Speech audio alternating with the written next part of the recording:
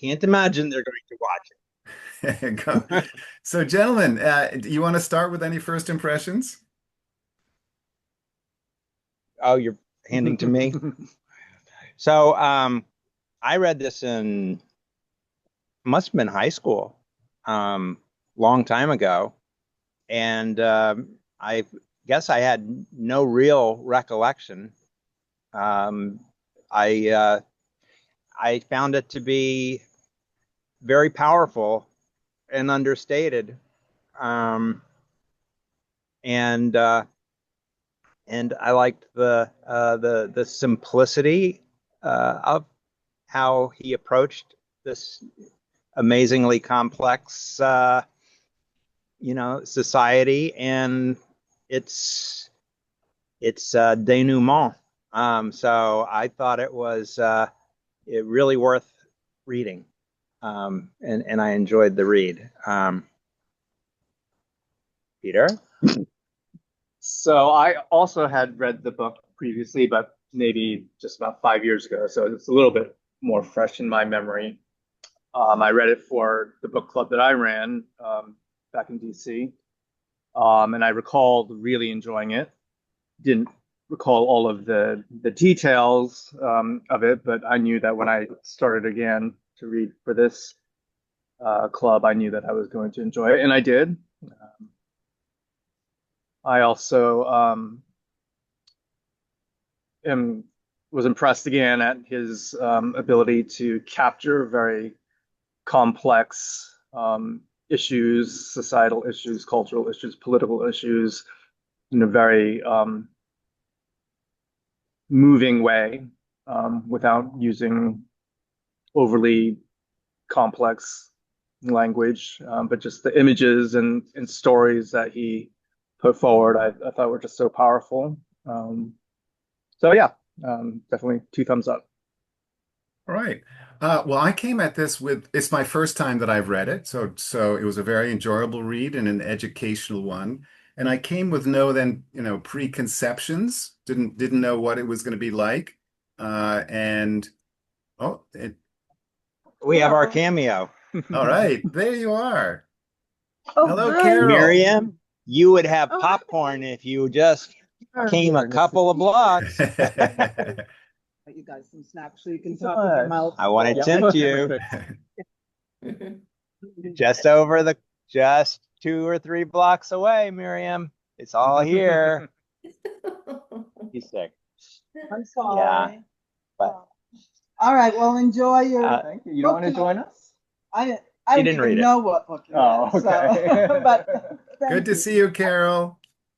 So, Nice to see you. Sort of Thank you. minuscule.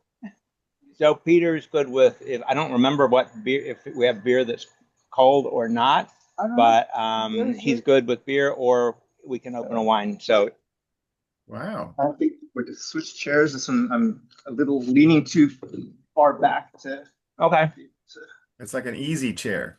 Well, yeah, it is. I I'll was giving you a comfy chair. it's comfortable, but not if I'm trying to be yeah. on camera. So I'll continue then. And so now, I found that Okonkwo is not an easy protagonist to like. Yeah. And in terms of dramatic development, the first half of the book was a little less easy to read in the sense that I was just not that engaged. I was curious, I was enjoying, but not that engaged, and one expects it, but it takes half the book for some dramatic developments to occur, which is the arrival of the missionaries. So just in terms of a dramatic curve, it was a little slow at start, uh, but then it really gets going. Uh, I Well, I was, found child murders to be a little bit dramatic, but yeah, I hear you, I hear you, yeah. Uh, I had anticipated a little bit of polemics just because it's a polemical subject, but I really admired the author's very even-handed treatment of the conflict, um, and also that maybe it was written in the 50s, and maybe that helped, but it was written with great sensitivity, I thought, and a certain open-heartedness. So I really appreciated him. Um, And ultimately, it's a very, very interesting book on a class of civilizations. And he really only brings that word in the last couple of pages. But in a sense, I'd wish there was more there of what the author was getting at, right? But he wasn't putting himself up front very often. Um, and obviously, Okawanko is a very tragic figure in the end. So thank you for suggesting it, Miriam. All yours. Right. Well, I've saved you all from my germs, so here I am with them. I will say this, I read Things Fall Apart uh, many years ago. And why did I think of it recently? I wanted to look away from the West. I have ideas, as we all do, as many of us do, about Africa and the fate of Africa. There's huge migration coming out of Africa now with all its attendant problems. When I was a kid, I would say that my notion of Africa had to do with Tarzan films and the romanticization of the jungle, of the marvel. This is, of course, Tarzan, played by the fabulous swimmer Johnny Weissmuller. Tarzan and Jane in the jungle, and Tarzan swinging on the vines, right? And that, of course, those films, blacks are unfortunately depicted in very negative ways. That's the euphemism. But I'm talking about my notion of Africa. I'm trying to educate myself more now. And this is all to explain why I chose this book. I didn't think I got it the first time around. And reading it now, I was struck by how at the beginning Okonkwo bothered me. And then as the book, this has to do, I think, connects with what Ben was saying. And as the book developed, I became more and more interested in his fate. The whole notion of the warrior is sort of gone out of style for many, many people. But I became very interested in the awful fate that the warrior embodies. And I was also interested in how Achebe lives he's two things. He's very interested in the old culture of the Igbo, which was still going on when he was young. And also he has a foot in the other side. I believe his father was a missionary. And it's marvelous the way he balances those things. A foot, in each side. So we can talk more. I think I've developed a little more beyond Tarzan's Africa.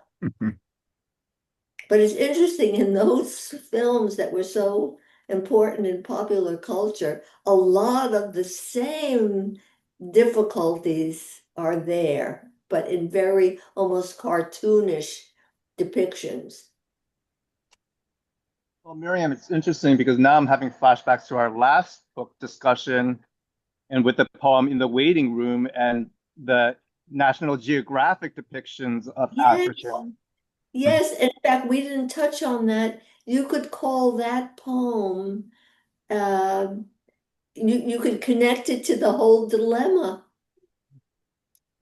Yeah, that we see in Things Fall Apart. correct. The shock, the strangeness of the images, and the disquiet and the shock that it produces in this young person. Exactly.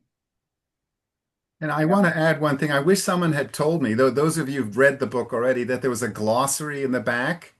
Yeah, Yeah, because yeah, I found it a little bit impenetrable because not only were the names very difficult to sort of remember because they're just very different from for a Western ear, let's say. yes, But then he just threw out a lot of local dialect words with very few definitions. And so yeah. I circled things, left question marks, and they kind of some of them remained quite vague until I finally got to the glossary and said, "Why didn't someone tell me?"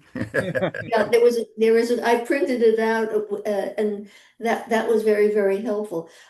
Of course, that was his intention to do that. Ah, And I got to like it because it opened this whole world of sounds, of different sounds, and bringing the language in. and I And think it that's was done later, Miriam. I think I saw on the copyright page that that was done at, not originally at the time of the novel's writing, but good yes, stuff. so deliberately put into the novel so that we Westerners can uh, adjust. Yeah. Uh, those of us who are outside of that culture are challenged to adjust our ears to those sounds. Yes. And they're very rich sounds, okonkwo, Hmm. Um, Yeah. Even the drum sounds Hmm. were really evocative. Hmm. yes, Uh, yes. they So were that's really well done. lovely. So as usual, I listened to the book as opposed to reading the words, and the narrator, whoever it was, did a wonderful job of not only, I'm assuming, pronouncing the words correctly, but placing the emphases in ways that even if you didn't know what the words meant, the way that he read them, you could get a sense of what they were trying to portray. Hmm. Yeah, And a lot of the time they were contextualized Yeah. Mhm. um, yes, as yes, well. yes.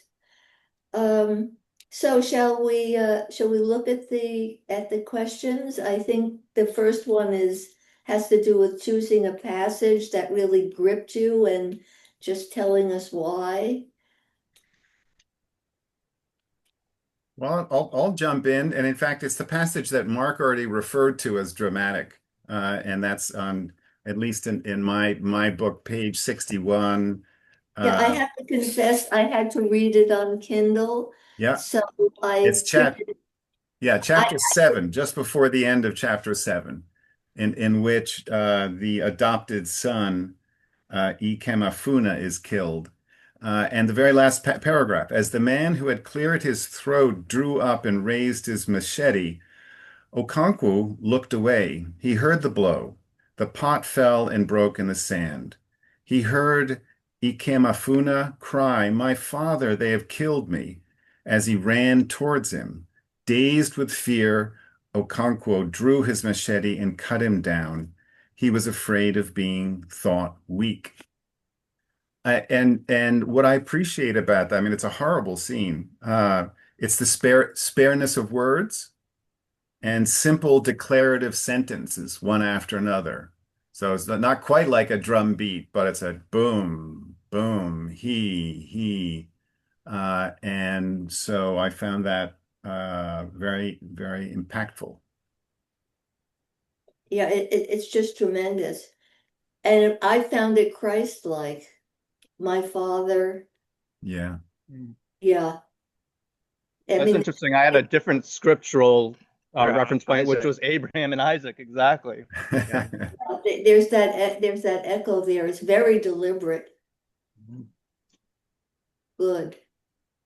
And I didn't know that about the author, that he had a foot in both camps, so to speak, because I agree entirely. He was very sensitive on how the missionaries were able to come and establish themselves and attract the what did they call them? It was a horrible word, like the outcasts. Oh, yes, the Yeah, outcasts. the outcasts of society first, and he The went into undesirables. into the psychological makeup of the first missionary. I guess it was named Dr. Brown, if I remember, was much more sensitive, and then a hardcore one came, and so he knew the missionaries down. And so if his father was a missionary, it makes sense because he knew the psychology, uh, he knew some of the motivations, and he presented it in a human way that these are fallible people who I were. don't think his father was a missionary. I think I remember something about that, unlike Okonkwo, who he gave this father image to, who he reacted against, that I think he was an orphan, adopted or something.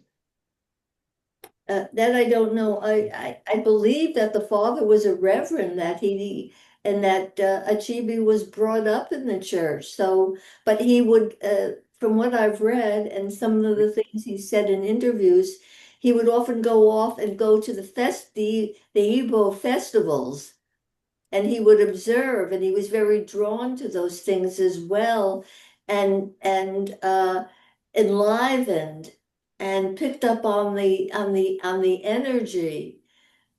So he was in both. He was in two worlds. Well, he was definitely raised by in a Christian household. There you go.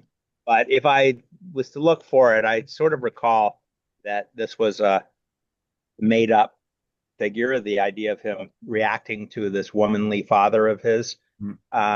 and that he did not have a father to. So it was not literally a critique of his own father. No, not by any means, as Mm. far as I know.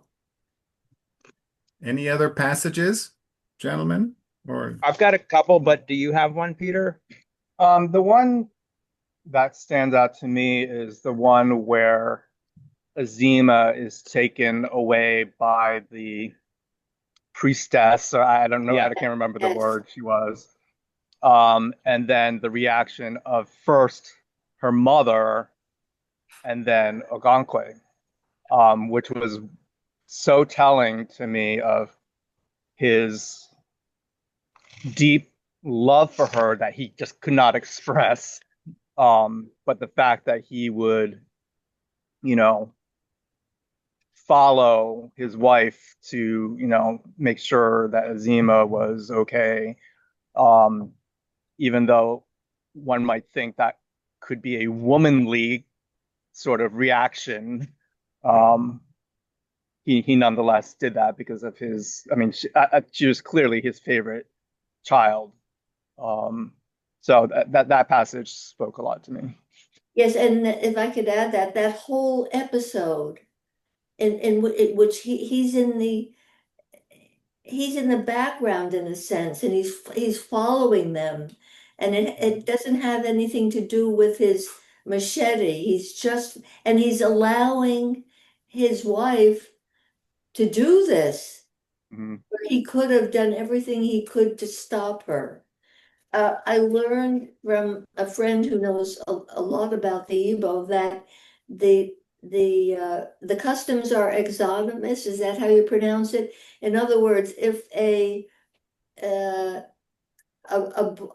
when a young woman marries, she goes to the family outside of her family, outside of her tribe in a sense. But if it's a boy, the boy can stay. And that explains why Okonkwo keeps saying, I wish she were a boy, because if she were a boy, she would never leave. ah. She would never marry out. Mhm. At And first I thought, oh, this is just this mm, is a gender mm. problem here. But that's not what it's all about, not necessarily what it's all about. And, Um, and if I remember about that passage at Ogonkwo, he doesn't follow them strictly. He goes to there's some kind of sacrificial place that he knew yes. that the priestess would take, and they took the long route going to various villages. And he didn't want to lose too much face, but he went to the sacrificial place when they weren't there. He came back and then he went there and went back like three times during Right. the night. Uh, and eventually he met up with them. But he didn't want to look too womanly, I guess it was one of his Right. why he did that strange maneuver. Yes, but it also shows a totally other side of him Yes, that we haven't fully seen before. agreed. Right. I love that whole episode. It was Yeah. so strange. It was so mysterious. Right. Tender side comes out in that. Right. Mark, how about you? So Anything? I have two. One is I mean, I had read half the book when I got the questions, and so I only started with the from that point on looking for passages, but there were many that I hadn't thought about before, but I have one that's kind of straightforward, and then one that shows his writing uh, style a little bit, more elaborate. So the first one is important because of the philosophy that he's illuminating to me when it's at the funeral, and the land of the living was not far removed from the domain of the ancestors. There was coming and going between them, especially at festivals, and also when an old man died, because an old man was very close to the ancestors. A man's life, from birth to death, was a series of transition rites, which brought him nearer and nearer to his ancestors. And I just thought that was such a simple and profound summary of philosophy that's underlying so many of the things that are hard to understand because they're not our way of looking at things, and really a kind of a beautiful uh, philosophy and way of life. The other one was just again, he does tend to write in a very spare way, and I think he does that to kind of split the difference between the emotions he feels on both sides of these you know kind of profound cultural things. So this one though was just a nice passage of writing. At last the rain came. It was sudden and tremendous. For 2 or 3 moons the sun had been gathering strength till it seemed to breathe a breath of fire on the earth. All the grass had long been scorched brown, and the sands felt like live coals to the feet. Evergreen trees wore a dusty coat of brown. The birds were silenced in the forests, and the world lay panting under the live, vibrating heat. And then came the clap of thunder. It was an angry, metallic, and thirsty clap, unlike the deep and liquid rumbling of the rainy season. A mighty wind arose and filled the air with dust. Palm trees swayed as the wind combed their leaves into flying crests like strange and fantastic coiffure. So when I read something like that, I see, here's someone writing, with a real sense of poetry of nature and the people's relationship to it. And when he's writing with this restraint in these other times, it said very deliberate things. I think he's showing his cards as to what he thinks. So I know earlier you said you wish he had committed himself to show what he thought or felt, the author. I think he's showing his hand when you see a passage like that, and you see that, yeah, he could uh, he could elaborate a lot, but he's choosing to be very restrained in order to convey the essence of two worlds. One world that is really the focus of most of the book, which I think you call the non-action part of the book, but which I found to be the most interesting part of the book. And then the conflict, which is very painful. Yeah. So those are my You know choices. what? I chose that same passage as my favorite piece of writing or paragraph of writing in the book. So thank you for bringing. I wish it had been more like that because I agree that that showed his heart, the author's heart, the way that It's, he Mhm. it's depicted that. gorgeous. It's gorgeous, and it's as if he's saying, "I can do this too. Right. Right. I can, He I can, is. I can do this too." He's Right. and I find it also interesting that in the as he got older, he was teaching at the University of Massachusetts in Amherst. That's where he was. Um, Oh, right down the road. yeah, and then he died in Boston. So he's been in many, many worlds, Mm. really. Um, so interesting. I thought I would read, let me see if I can find it here. I printed it out. Oh yeah. I liked the inclusion of the folk tales, what we call folk tales. Why not just call them tales? Mhm. Um, I thought they were wonderfully integrated and also showed other layers. Of course, they come from the women's world because it's the women at night who are telling their children stories. And this one I thought was particularly delightful, and it's about the mosquito. And it occurs from the point of view of Okonkwo. He, for the first time in 3 nights, Okonkwo slept. He woke up once in the middle of the night, and his mind went back to the past 3 days without making him feel uneasy. He began to wonder why he had felt uneasy at all. It was like a man wondering in broad daylight why a dream had appeared so terrible to him at night. He stretched himself and scratched his thigh, where a mosquito had bitten him as he slept.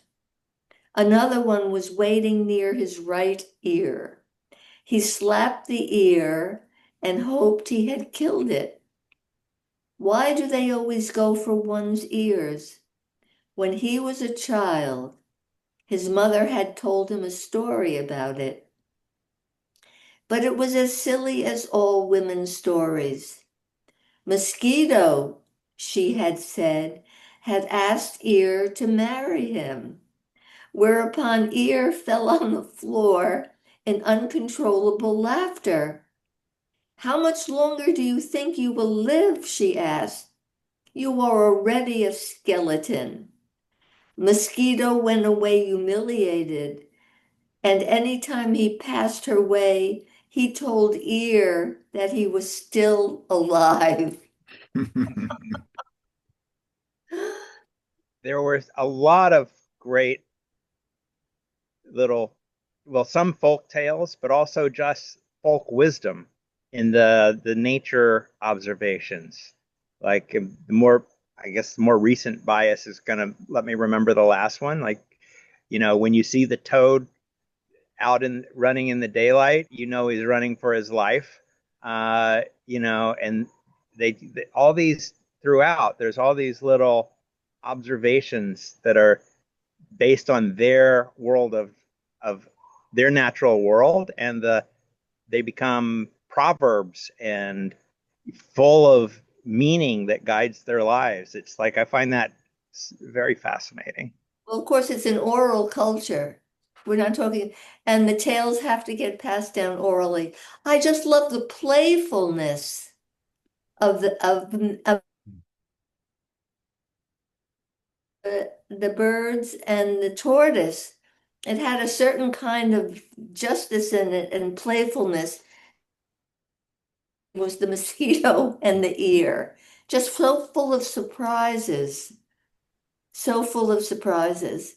And I know that Achebe was having a very good time including them. And how many of us at night have had that mosquito buzzing around our ear? I would never have conceived of it in this particular way. So I just enjoyed it so much. I enjoyed the many things that Achebe was able to do. What a job to integrate all of those pieces. Just extraordinary, I thought. Those tales of wisdom, they're so based in nature. And so they and in animals. So living with the animals, living with the earth, living with the sky. And you're absolutely right that it's an oral tradition, but that it brings wisdom and humor to one's surviving the elements, if you will, that they're surrounded by all these natural forces almost, and they make sense of them by telling moral tales. They're sort of just so stories, I guess. Uh, the passage or the tale that I saw, and I have to admit, it's at the very beginning of chapter 7. It's the quarrel between the earth and the sky.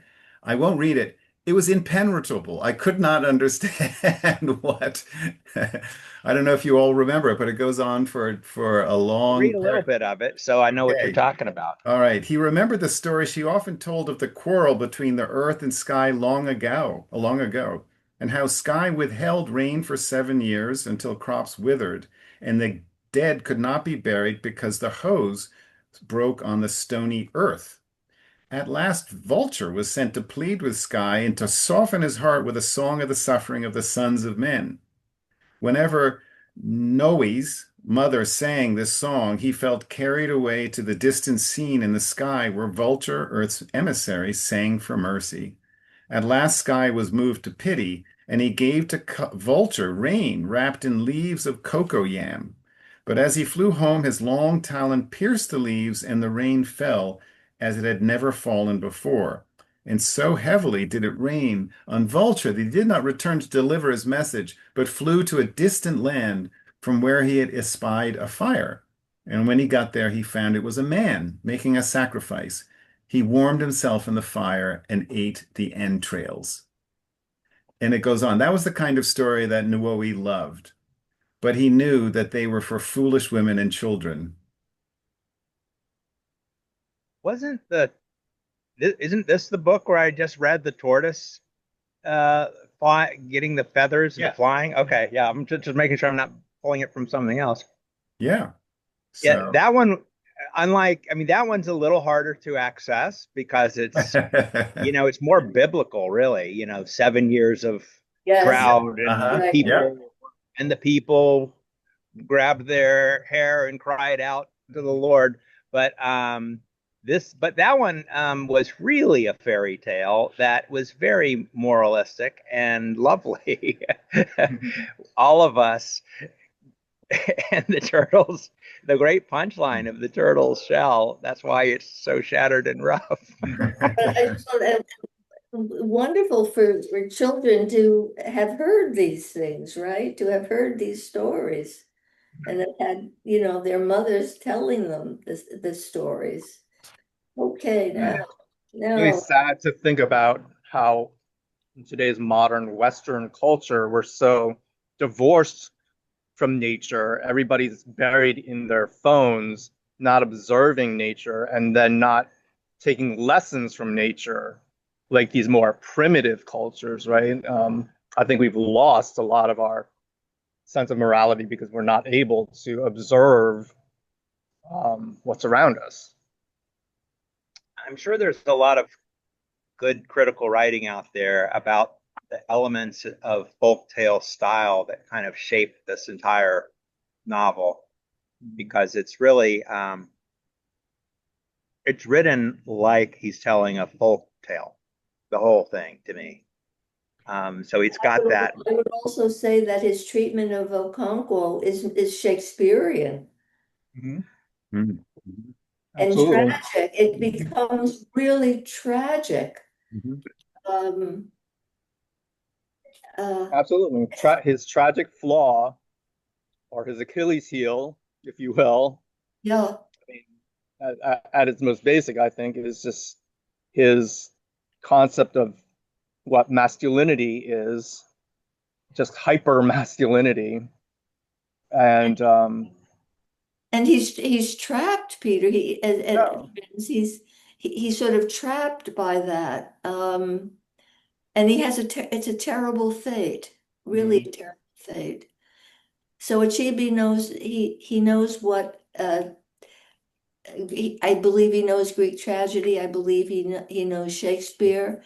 And well, anyway, back to what I wrote But here. just to follow up on that a little bit, Miriam. So he's a tragic figure partly because he has the warrior ethos that was his culture. Yes, And it's he's admired for yeah, that. yeah, and so he's mourning the loss, and he looks around him, and no one else seems to have maintained his warrior, his traditions, his conservatism. He's conserving the warrior-like parts of the culture of his fathers and not his fathers, but maybe his grandfathers. Uh, and then the irony of all ironies, it's when the what's it called? The court representative comes to shut down the meeting, and he goes, "You're not going to shut down this meeting." By cutting him down, cutting off his head, he shuts down the meeting.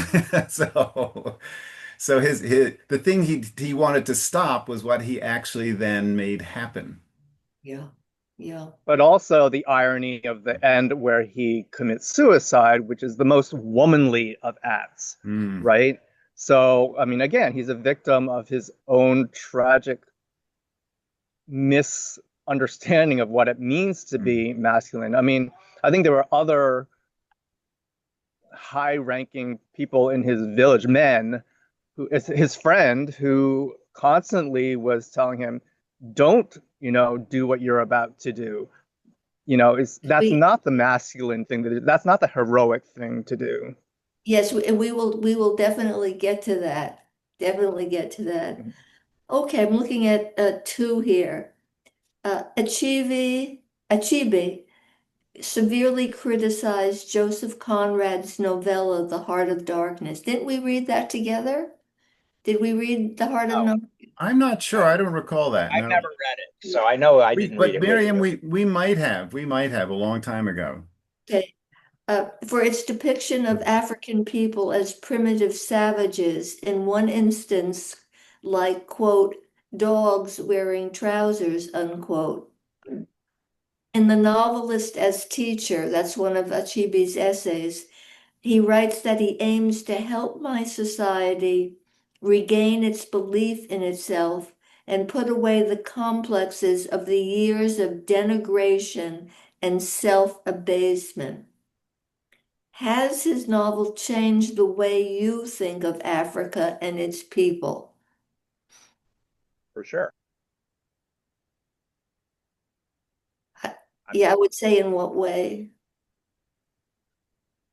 well, I I think that for me the first 2/3 of the book are the parts that I found the most interesting because they immersed you in this world and they allowed you to see this as a world that is, you know, just many, many generations of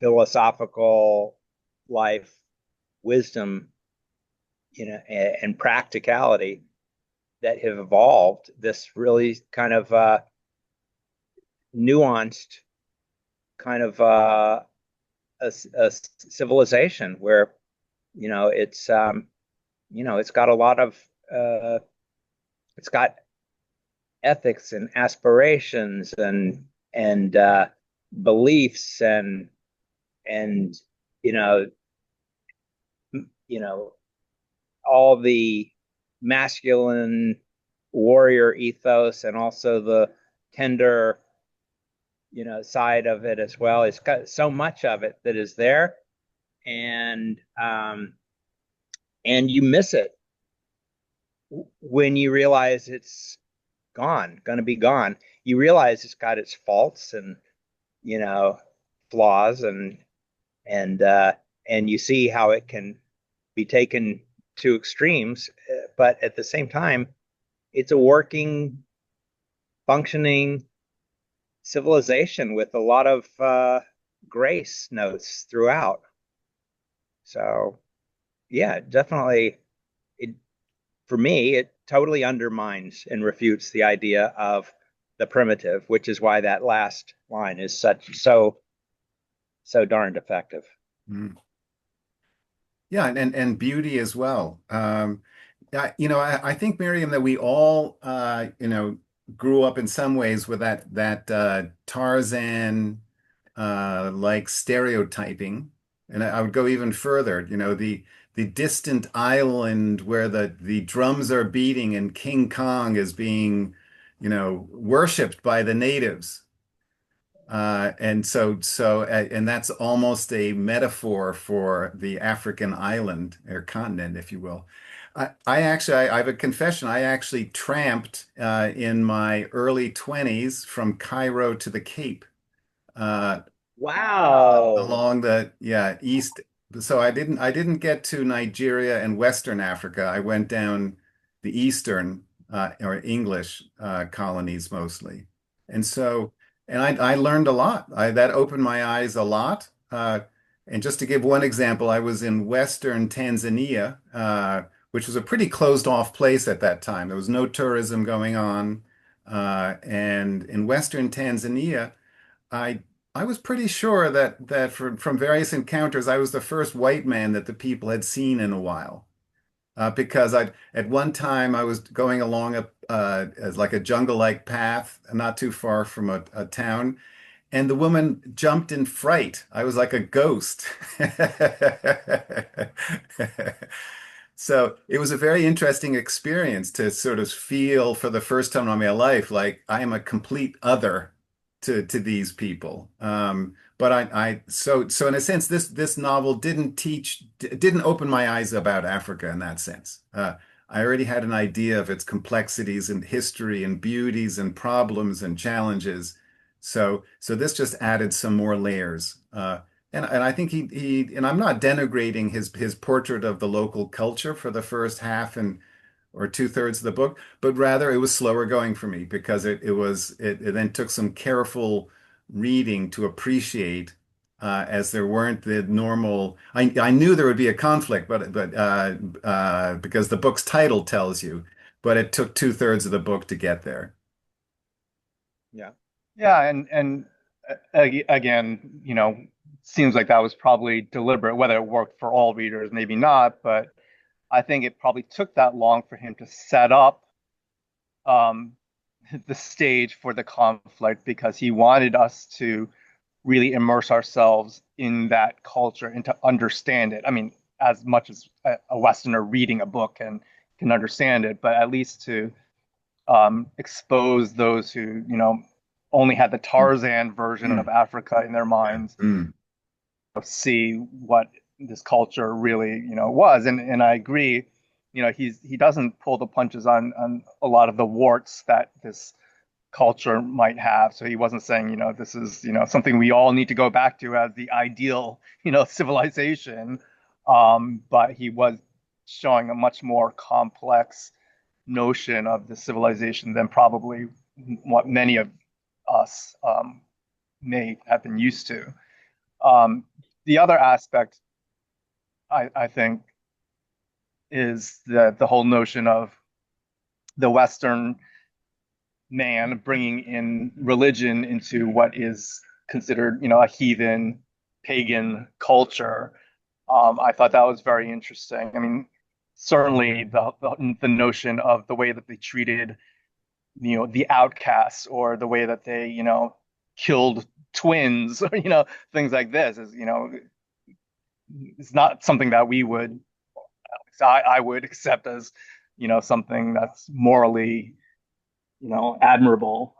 But at the same time, he shows the passage that I'm drawn to in the second third of the book is when he's engaged in a conversation about with one of the missionaries about you know a monotheistic religion versus their having many gods, and basically I can't remember who it was that he was speaking with, but basically saying, well, yeah, I mean, we believe there's one supreme God and all of these other smaller gods. Yes, you're calling them, just wooden objects. They're not gods, blah, blah, blah.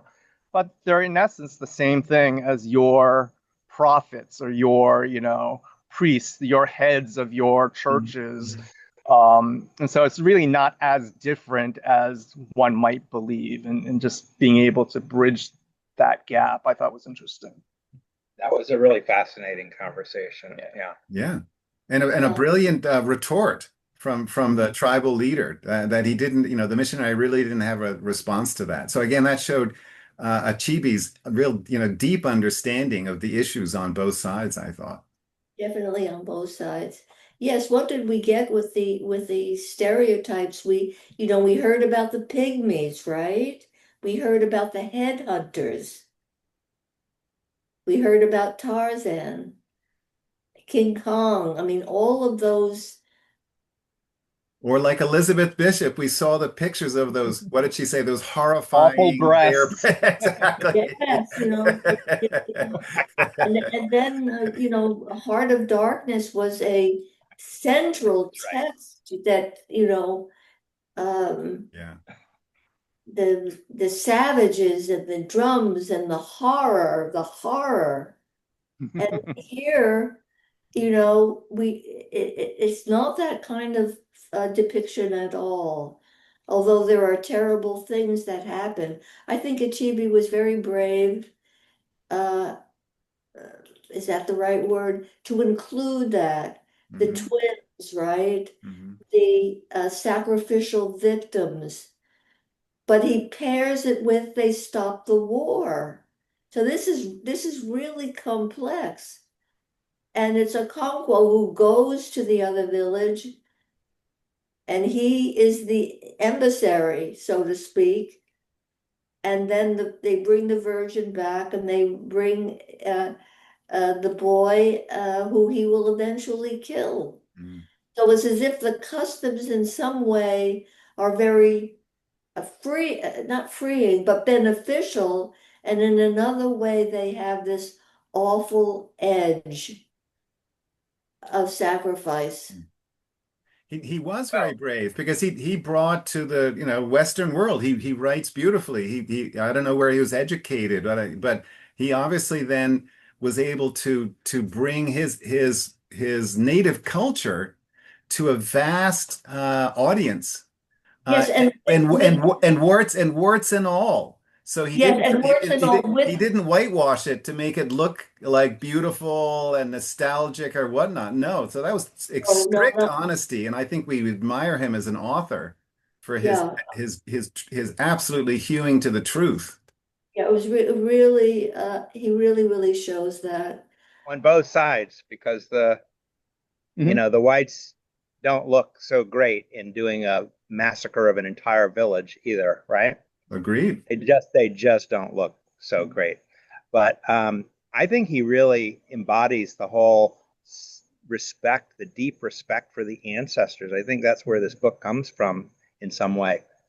It's like he's reconnecting to his ancestors in the same way that their whole, you know, civilization has so much invested in respect for the ancestral ways of life and the specific ancestors. I mean, gosh, they burned the church because Mhm. an ancestor was murdered who was already dead.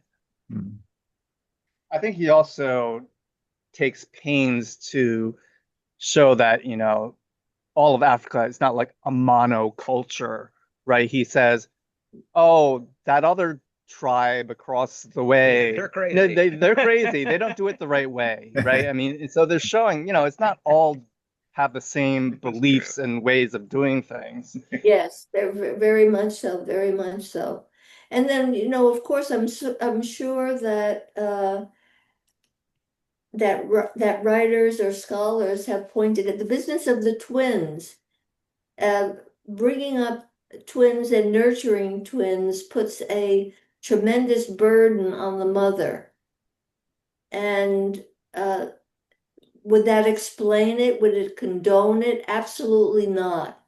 But you have to think of the Inuits, and I believe this is documented when people got so old that they could not contribute anymore, and it was really impossible to take care of them. They went on an ice floe and floated off, were sent off uh, for the preservation of those who were stronger and younger, who could not bear them, who could not, in a sense, carry them anymore or feed them. Uh, but And we have the Oedipus story, the Greeks, the taking of a child and putting it in the woods or the mountainside, and then Moses floated off as Moses was floated off, right, in this sort of floating cradle. Little Uh, ark. Hmm. yeah, it's not just the customs of Africa. There are echoes of it everywhere. Abraham and Isaac is ready to slit his son's throat because, God has so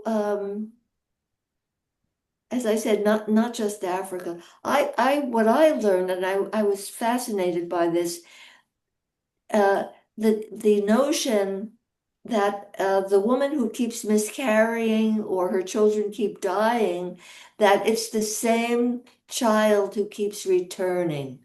Yeah, fascinating. Absolutely fascinating, and oddly consoling in a way. People talk about bad luck or why, and I don't want to reduce it to, oh, well, that offers an explanation and therefore makes it understandable. I can't quite even find the words. I found it, as you say, fascinating and convincing in a way. Convincing. And then the custom that the current child, which of course is Ikonkwo's daughter, she has an object which represents herself, her being, right? And then she has to do something with that. I think is it to bury it? To sort That of, was a bizarre story. I'll go directly to the glossary. O yes, Ogbanji, a changeling, a child who repeatedly dies and returns to its mother to be reborn. It is almost impossible to bring up an Ogbanji child without it dying, unless its Iwi Uwa is yes, first found and destroyed. that's it. First found and destroyed. Mm. And so that they I don't know, I can't even get analytical about it. Why Mm. is it so fascinating? It's absolutely fascinating. Uh, and this is what I think. I think in acting those rituals, there is a kind of freeing up. Uh, and then it makes us think of, what rituals that we might perform that are freeing, but might not at one level make any sense. So what it makes me think about is, I'm just thinking about this now, really, is that a lot of this has to do with otherness, and that contrasted with the notion of tribalism. So, when you're in a culture, and I'm not saying it's just Africa, I think it's modern day culture where we have tribes, where we're protecting ourselves, that whenever there's something that's other, we want to push it away, we want to exile it, we want to kill it, we want to bury it. So twins is an other, right? This is odd, it's not normal. And so we have to throw them in the woods and get rid of them. We can't even like bury them ourselves. Um, and that was part of their culture, but so too was it maybe the culture of the Western white person who comes to Africa to do things and sees this other culture. Their practices are so foreign Mm. that we can't stand them. They must be eradicated. So there's this whole notion of otherness, I think, that comes out. Nice point. And Peter, to speak to modern tribalism, you're saying that from the region or town. Tom Wolfe wrote an expose on Miami called Back to Blood. Oh yeah, And that is his various premises that Miami is turning into tribal groups again, going back, regressing to tribal groups. interesting. Yeah, I didn't read that one, so that's an interesting A premise. lot to think about, a lot to think about. Um, okay. Justice. Oh yeah, how was justice meted out in the village of Umuofia? Umuofia. I think Peter has an advantage. He heard these on a good oral book audio. So it's like he's probably already like, oh, that's Umuofia, of course. Like, we're like, how do you pronounce that? Yeah, how was justice meted out? Well, it's not an easy question because I found various ways. The Oracle of the Hills and Caves, Yeah. the Elders, and then there was the name, the Evil Forest, where the Egwagwu, the ancestral spirits live. And so they all mete out justice in one way or another, it seemed to me. And of course, that's within the village. Within the home, it's the father. And there's a Supreme Court, which is the ancestors. That was a really, just again a stunning scene to be in the midst of Yeah. when they're uh, deciding cases. And then they have a code, they have a law. So when the gun goes off and he's accidentally done manslaughter. It's Mm-hmm. like, well, it was manslaughter, not murder, so it's 7 years and not death. Yeah. And so it's like, okay, everybody knew exactly what the deal was. And it's So another there was biblical thing. It's justice like code. it's like going to the city of refuge. So another biblical reference, if you will. Yeah, and he's well taken care of in exile, Yeah. in a marvelous way. I was very interested in the Igwugwu,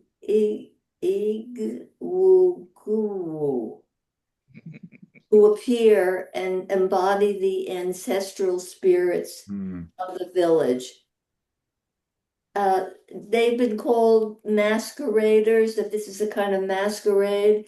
I would offer that it's more than that. They are the embodiment of the spirits. And of course, I should send it to you. There, in 1930, it was a missionary who filmed uh, these spirits and what they looked like and what they wore. And it's absolutely extraordinary. I'd love to see that if you can find the So clip. I have the link to it, and I will send it to you. Okay.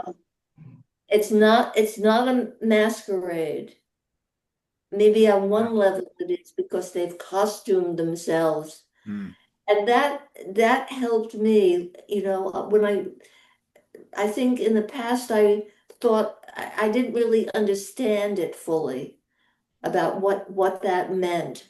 It just seemed kind of dramatic and grotesque, and the things that Picasso would copy, because there was that great interest, from artists in Europe about the African art and the costumes and the primitive, and then bringing that into their own work in Europe and to some extent in the United States. And I this changed when I saw what was going on and the movements and what they looked like. They have tremendous authority, and they determine justice. Yeah. And I see that here in Brazil because there's a Boxers Day parade, if you will, where and as you all know, the Afro-Brazilian influence on the culture is enormous here, in which they're dressed up in the most incredible and scary looking costumes. I think there's something in the Bahamas that I went to as a young boy called Junkanoo, which was a little more lighthearted, but same thing, sort of dressing up into all sorts of fantastical characters and parading and dancing through the night. And I think they sort of inhabit the character. It's really like they're allowing these persona or whatever to take over their being. So something when you see in the celebration times people walking around that are a little bit off, like they're costumed, but they're not acting out. It's not performative. They're like, oh, stay clear of that one because he's bringing along a wicked spirit or a very unpredictable spirit with him, and it's like, wow, it's just all these things, there's so many instances where you see the mystic very present in day-to-day life, and enough instances that are shown that you understand why they laugh at the end when the idea that the church is going to take over the evil forest. Sure, it's like, yeah, that like they're so, coming from such different worlds, their experiences, their understanding of mysticism is so deep and profound. But yeah, the Supreme Court, I'm jestingly calling it, was one of those things. So it was just like, wow, just jaw dropping to me. And also, the oracle says that, let me get his name correct, please. I want to. The foster child, that's the sacrificial. Mhm. Eximi? Or Yeah, are you talking about the boy? The boy. The boy. boy. Oh, I don't remember his name. It begins with an I. Yeah, I don't remember. Ike Defuma, I think. Yes, Ika Mefuna. Yep. Yeah, that's it. Ike Mafuna. Uh, there, the village has decided that they must sacrifice him. That's That right. Eye for an eye. Well, sacrifice him as the payment for not going to war. Well, Because or the because of village, it was the his other, father who killed someone else, right? And That's this, why he came to the village. yeah. I didn't quite understand why he had to be killed. I don't remember that reason ever being explained, but it was just like you say, meted down. The judgment was given that he must be killed. I don't think I ever understood exactly why. Was there a specific reason? I Well, couldn't yeah, find remember it. he and a young girl were given to the girl was given as a wife to replace the wife Right. who Right. was But this killed, was right? years before. Like so, Yeah, so like 3 years or move on so. several years, and like, Yes, why is he now being killed? yes, I never understood that part of it. I agreed. understood the reason why he Yeah, came, yeah.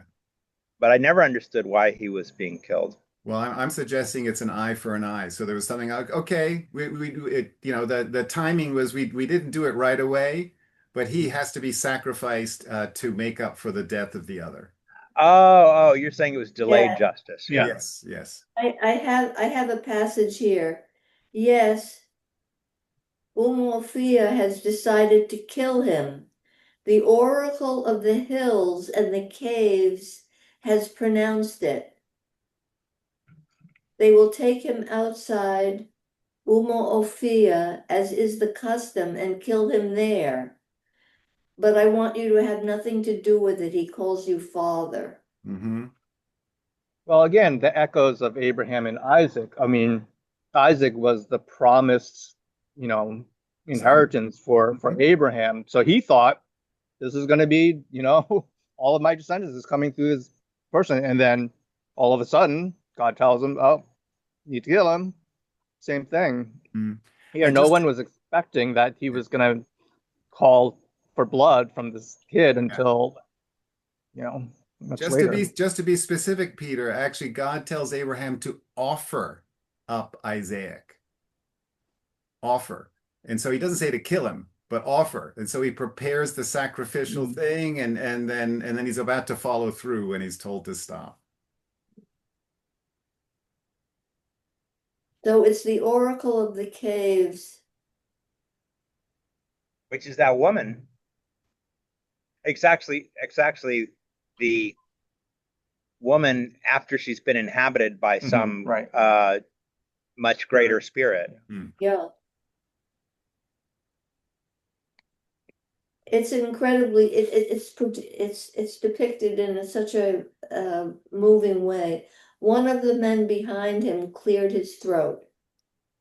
Ike Mafuna looked back, and the man growled at him to go on and not stand looking back. The way he said it sent cold fear down Ike Mafuna's back. His hands trembled vaguely on the black pot he carried. Why had Okonkwo withdrawn to the rear?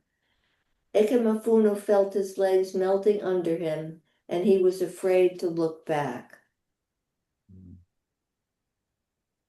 Yeah, so simple. It's actually, I think the parallel. It's biblically told. It's told without excess verbiage, adverbs. I Setting agree. right, setting no puffery. It's just sort of like boom, boom, boom, boom. Right, and deeply moving, Yeah. deeply moving. Ah, lot to think about here. Ikemefuna. Okay, let's go. Okonkwo is a famous hero among the Igbo. What values does Okonkwo embody?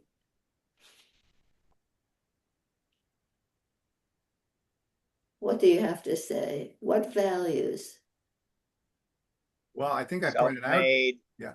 being self-made, being incredibly hard worker, being, the willing to be the man for the tribe, wanting to be the, do everything that is asked and expected of the male of a tribe. What were you going to say, Ben? No, I agree with you entirely. The warrior, as I mentioned, like so warrior, warlike values. I think one that came out clearly that also was a bit of is show no fear. Uh, Yet Achebe gives this subtlety to it in that it mentions that he really feared being in any way like his father Inoka.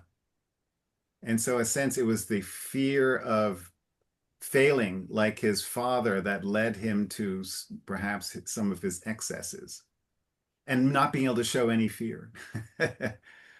And also, Yeah, it begins with his triumph as a wrestler.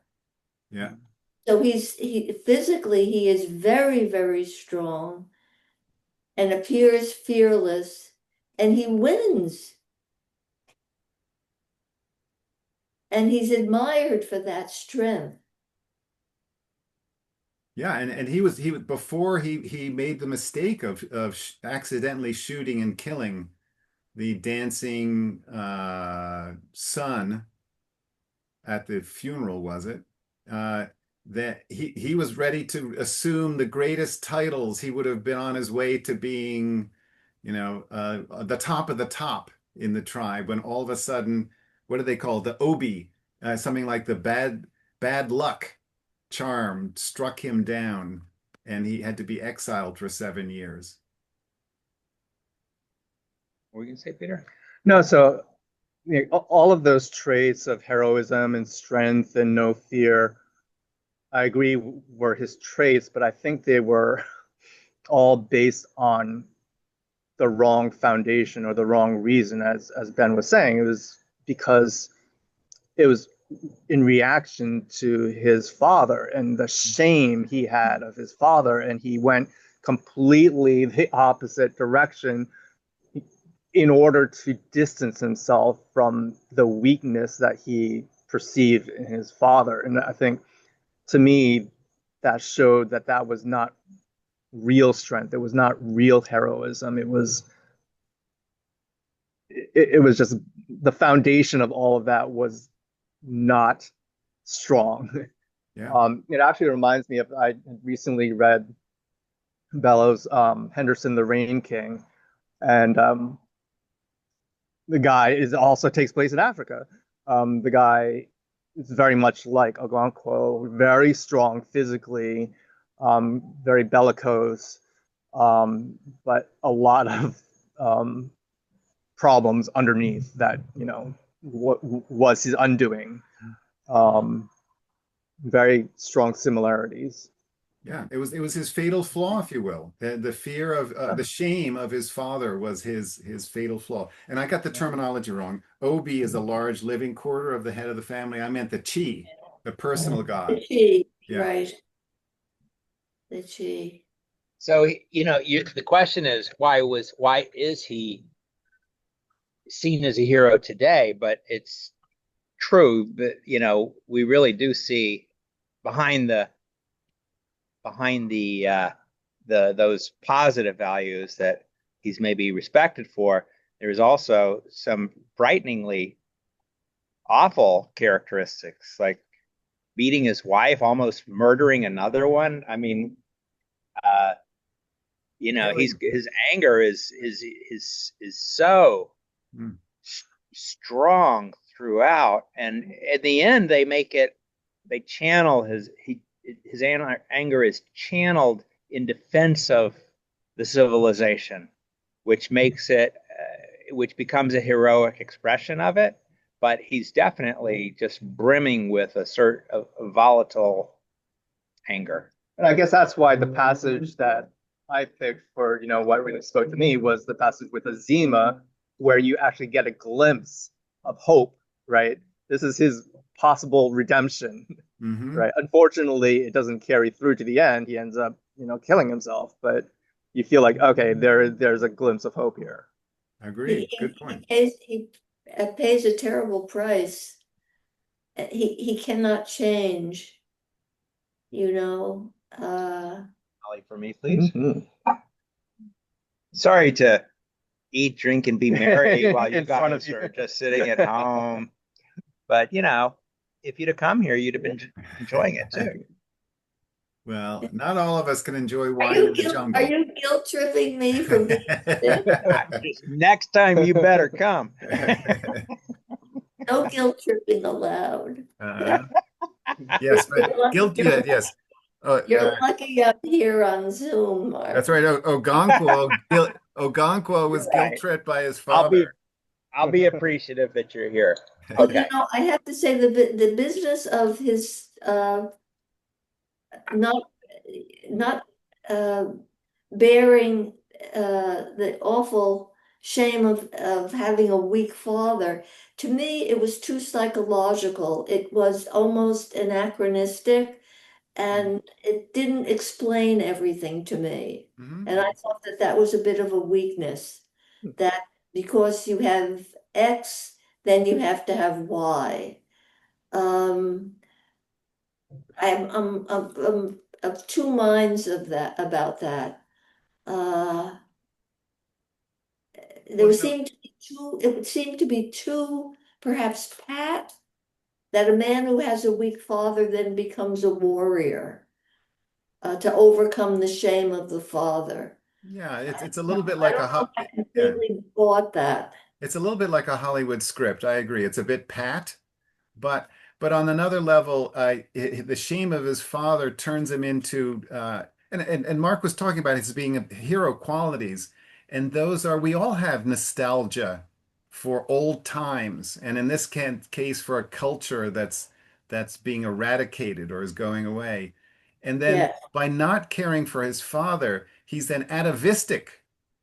Then we don't hear about his grandfather, but then you can. That's why I was guessing. Well, then the warrior model for him maybe was his grandfather. So he was reaching back to his tribe's distant roots beyond his father to find a role model, and he yes, picked. that could very well be. I think it just would have been a little more, I don't want to put this novel through a writing workshop. I think it would have been very interesting if there were a few strong things about the father, a few things that Okonkwo mentioned that were good, Mm, even mm, a scene or two of his He being a did good his father. music. yeah. Well, but he looked at his music. Mm, His Yes, love of music was a really strong for us, mm, yeah, a really strong and positive thing. But for That's a Okonkwo, womanly it was a mm, womanly, mm, almost a worthless thing. mm. yeah, So I really think that we see the father through both eyes. yeah. Um, But yes, I agree. But wouldn't it have been interesting if there were even one scene where he was really connected with the father in a positive way? That might have been interesting. I can't help thinking of Ernest Hemingway. Hemingway was very close to his father. His father taught him about, the outdoors, about fishing.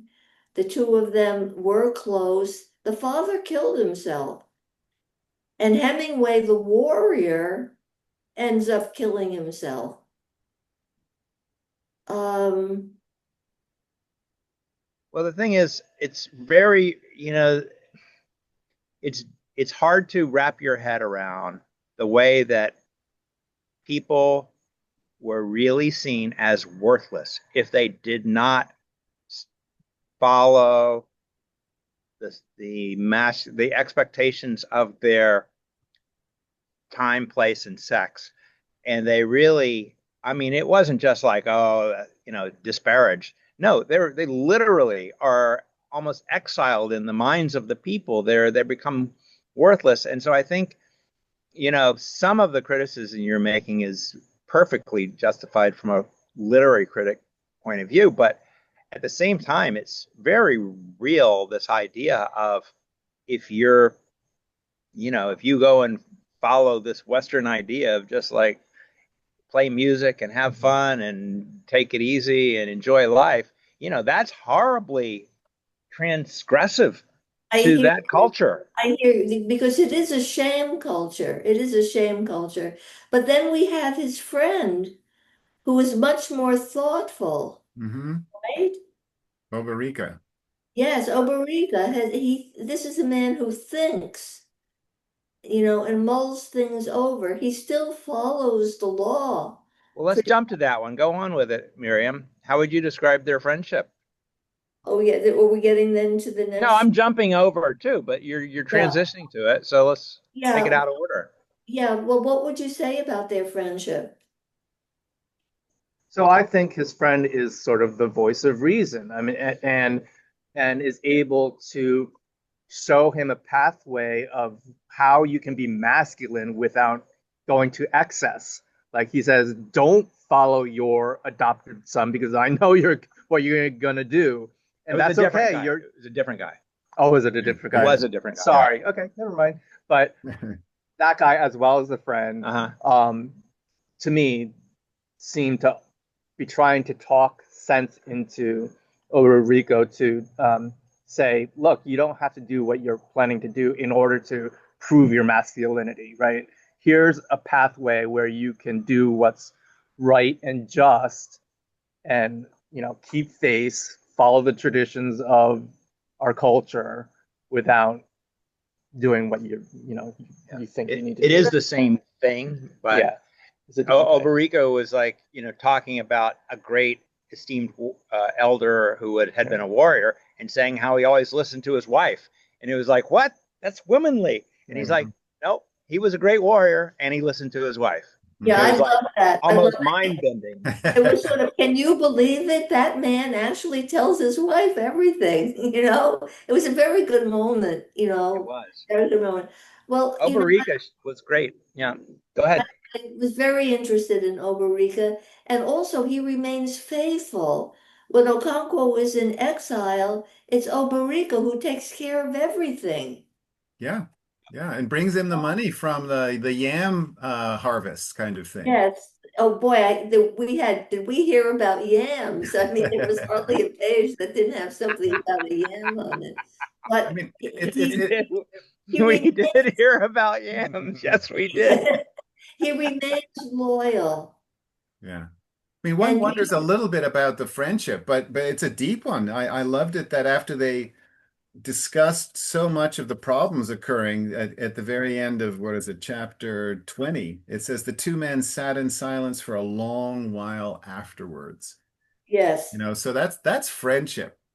They just yeah, talk something through that's pretty, pessimistic, and then they're comfortable in each other's company.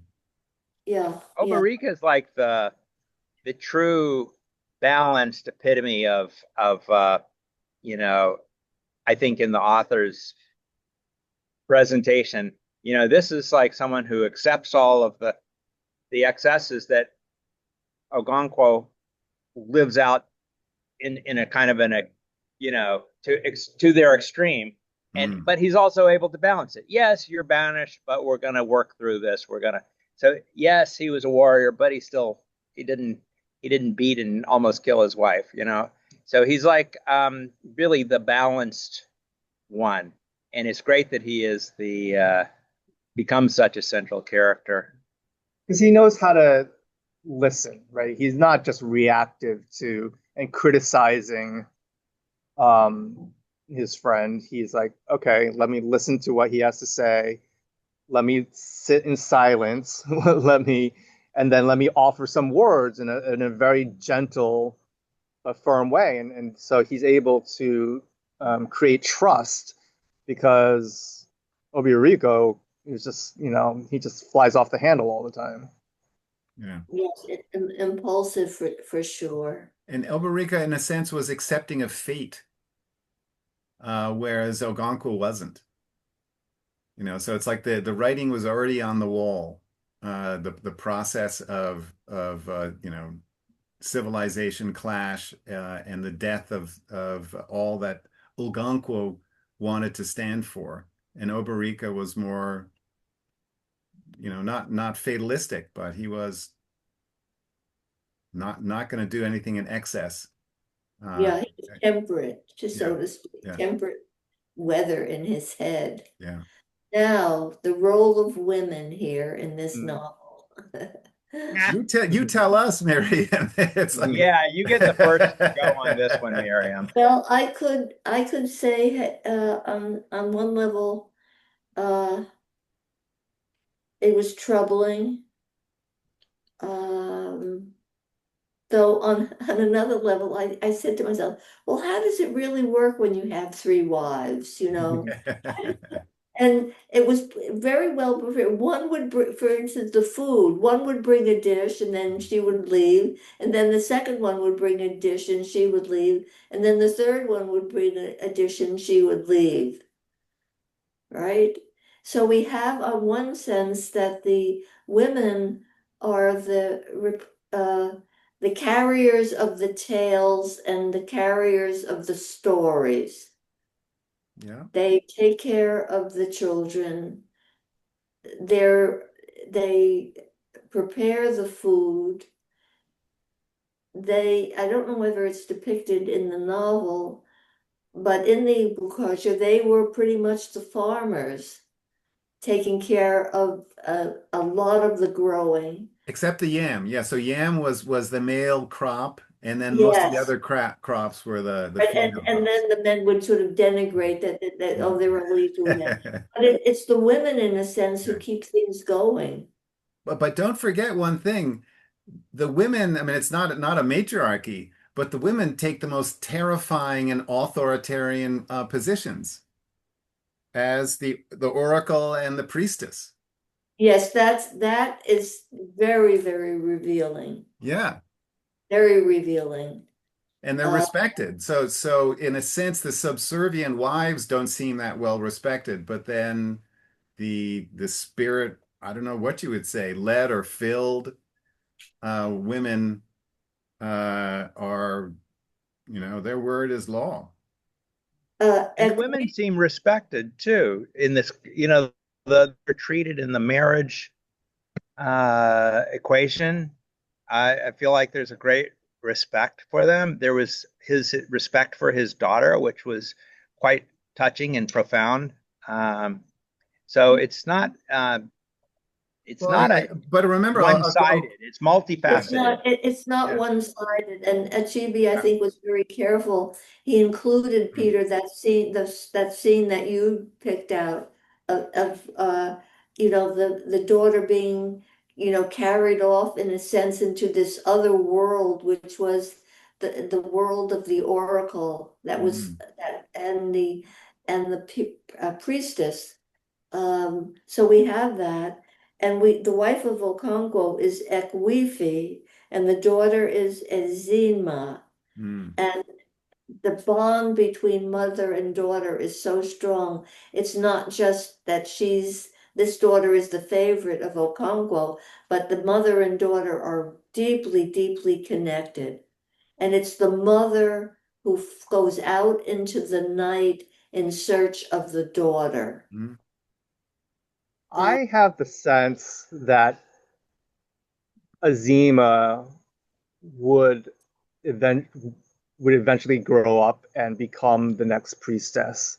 Again, Hmm. she was one of the other, the cyclical, the kids who just died in childbirth, and she was going to be another one because she was the only child after a string of like 9 kids. She had lots of illnesses, but somehow she was able to make it because, whatever, but she was still an other. And then she was carried off. Why did the priestess carry her off? I think Never it answered. was like an initiation into her own Oh, priestess. okay, that's a good thought. Yeah, good thought. But I wasn't don't wasn't know. To was me, it felt like something that was healing to take her off, and then I said, "Is she going to die now?" No, they bring her back. There was something about the motion of that, of going into the night, of going to the cave, and of bringing her back. And remember, this is the daughter who, right, doesn't she destroy her Yeah, Bentley or her whatever it was? right. well, that's what I Yeah. was going Okay. to say. Isn't this the changeling? So they took Yes, her all, yeah, Yes. and yeah. then it says, and so I don't remember. Maybe I'm mixing stories, but Oh no, then she's the taking change. her away was in order for the for the EU UWA to be found and destroyed. Otherwise, she would die. Yeah, so for No, that's two me, different Well, stories. they are two That's what different I was stories, afraid of. Yeah. but Okay. I it, but thought it's the I same thought it girl. was yeah, and I thought it was a Ah, healing thing. yeah. Uh and again a kind of enactment of a ritual, You can take it. We're good. Just take it. bringing the daughter into the mysteries and then carrying her back. Yeah. Yeah. That was a wonderful part. Yeah, there's a lot of mystery that he doesn't feel obliged to explain. Mm, So And I actually really like that. I like the fact that we don't know reasons behind things, but you just know that there's a whole world of reasons and that it makes sense to the people that are there, even though for us, it is just, I mean, oh my gosh, that scene of her leading them on the wild goose chase to find the rock, the buried rock, that was an incredible, incredible scene.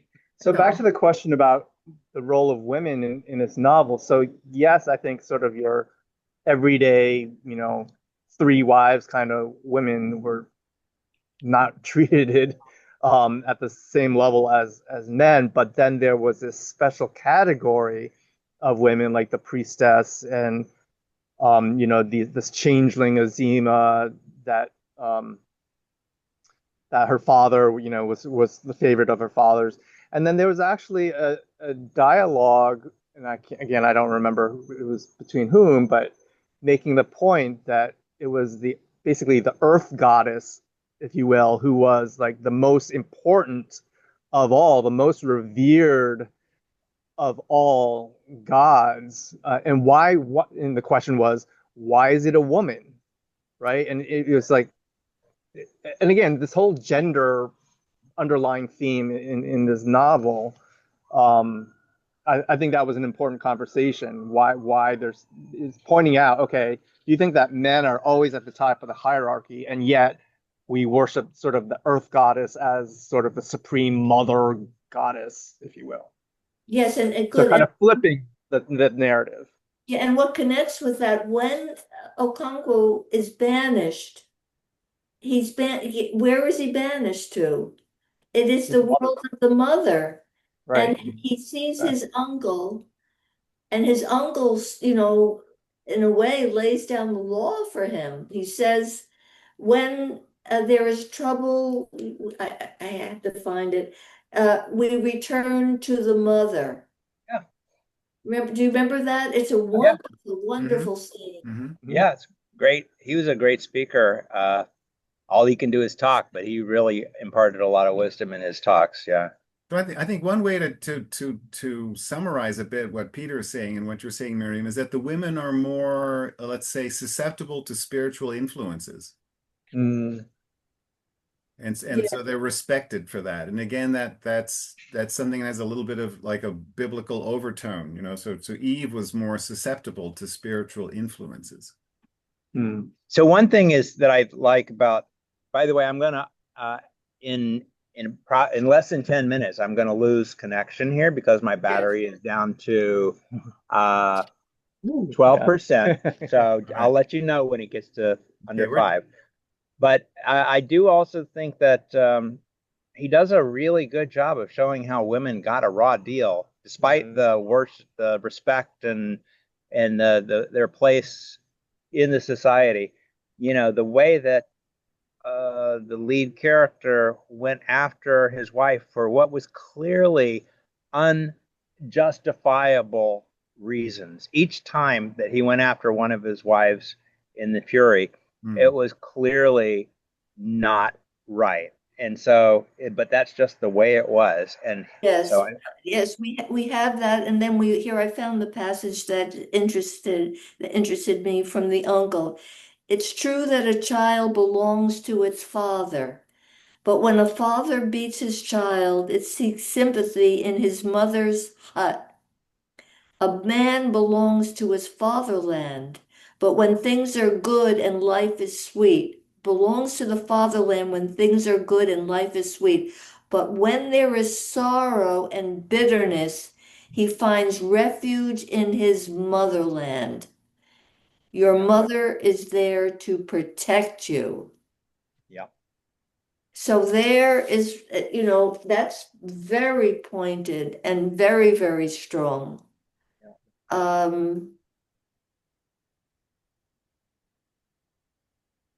So the only thing that you have but not, even so, in this culture, men rule. That's just the fact.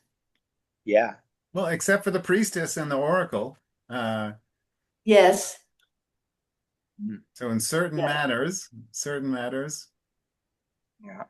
less so. So before we're disconnected here, there's the only other thing we had kind of already talked about was the tails. We talked about the folk tales, and I think we there it did is, at the the tail of beginning. the We tortoise. had the Yeah. mosquito one. What we haven't talked about is the conclusion. And I Yes. want to say that I admire Achebe very, very much for not being heavy-handed and launching a big condemnation. I mean, the ending is just beautifully ironic Hmm. Beautiful. about those who are going to write chapters about these people and put them in. Maybe a paragraph because you really you Exactly. can't embellish it so much. Yeah. Exactly. And instead, he comes up with an entire book. Right. Yeah. And I thought that was so wonderful. Mark, at the beginning, you talked about understatement. And here we have a kind of ironic understatement. Yeah. Um, and I think I had one course in anthropology way back when. I don't think we did much with Africa, but uh, that's how Africa was studied. Looking at books like this, not only what missionaries said, but what the anthropologist had to say about these people. Yeah. And that got Achebe's back up. And Yeah. in interviews, he does reveal how it did make him angry. I mean, but he calmed it down and came up with this was what I'm calling this irony and this understatement that I believe is even more devastating than if he had launched, a direct attack on these people. It was Yeah. it was pardon the use of the word savage. Yeah. And so, you know, the district commissioner in the last pages that is so dismissive of him. And, Yes. and let me just read our the good friend Oberica also has his last words. Oberica, who had been gazing steadily at his friend's dangling body, turned suddenly to the district commissioner and said ferociously, "That man was one of the greatest men in Umuofia. You drove him to kill himself, and now he will be buried like a dog."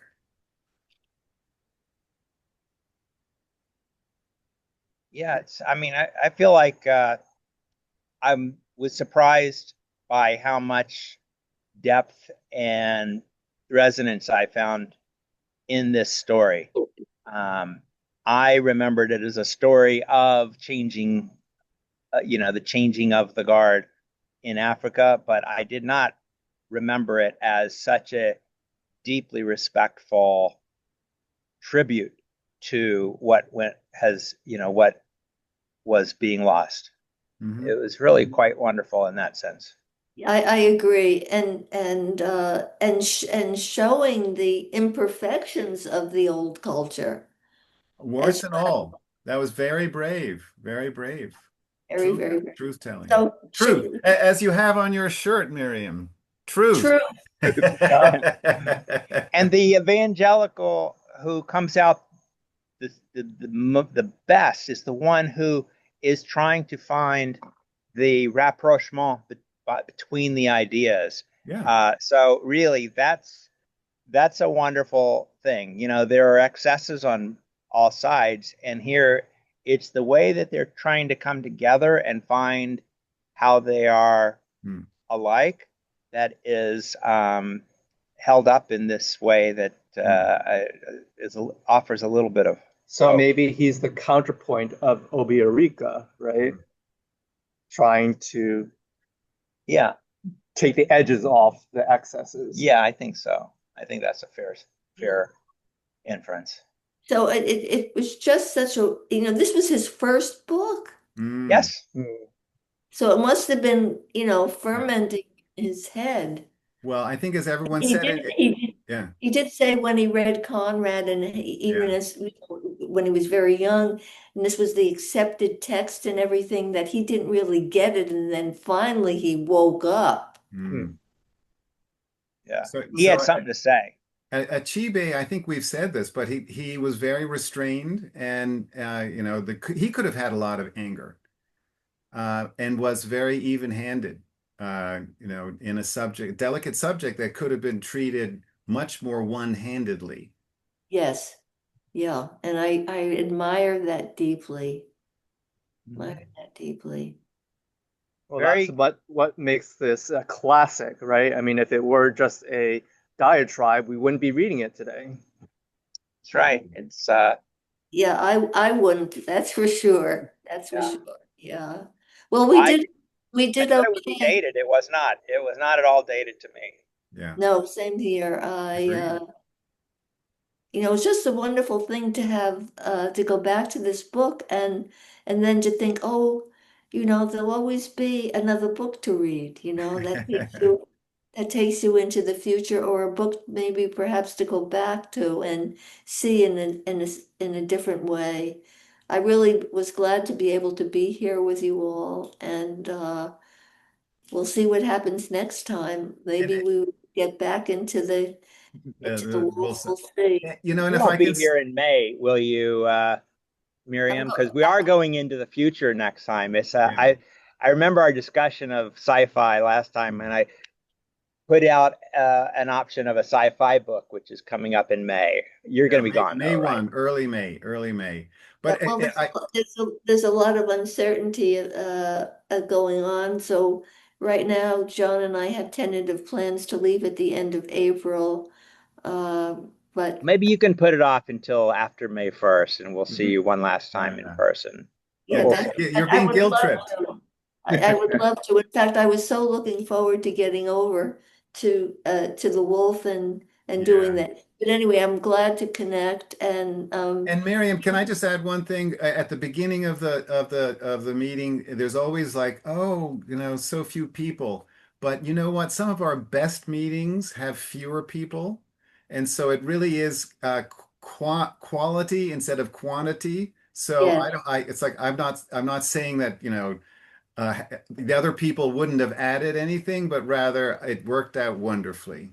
I hear you, and that's that old thing. Oh, well, numbers aren't all that important, and go with what we have. And I Yeah. thought what we have is pretty strong, Yeah. It's right? always nice to go through an experience and share it with really thoughtful people. So And I thank learned a you. This lot was a from good you guys. I learned a lot Well, today. and welcome to thoughtful Peter, right? yeah. Thank you. Peter's been a Yeah, great Great addition. Hooray for Thank Peter. you for inviting me. yeah. All right. So thank you all and see you in 2 months See for you All in right. 2 To the months. Future.